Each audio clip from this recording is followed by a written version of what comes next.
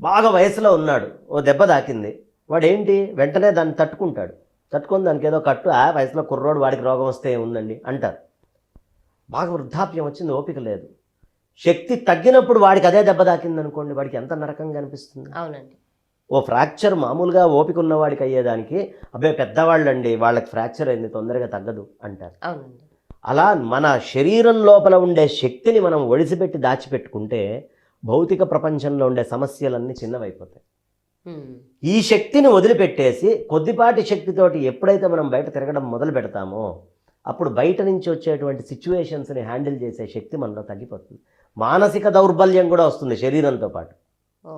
అందుకని loss of resistance ప్రకారము ఆడవాళ్ళకి చాలా శీఘ్రంగా శక్తి పోవడం అనేది జరుగుతుంది.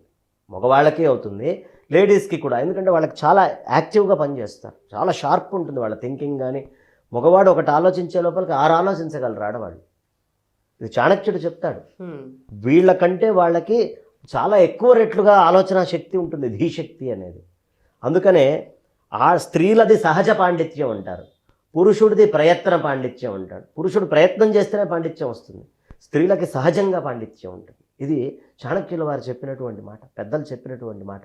కాబట్టి వాళ్ళకి ఇంకా ఎక్కువ ఒడిసి పట్టాల్సిన అవసరం ఉంటుంది శక్తిని జారిపోనీయకుండా. ఆవిడ పేరే శక్తి, శక్తిని కాపాడాలిగా. అందుకని ఆడవాళ్ళైనా మగవాళ్ళైతే మేము పిలకకి ఒక నాట్ వేసాం, అలాగే ఆడవాళ్ళైనా కింద ఒక నాట్ వేయాలి. నాట్ వేస్తే శక్తిని కోల్పోరు.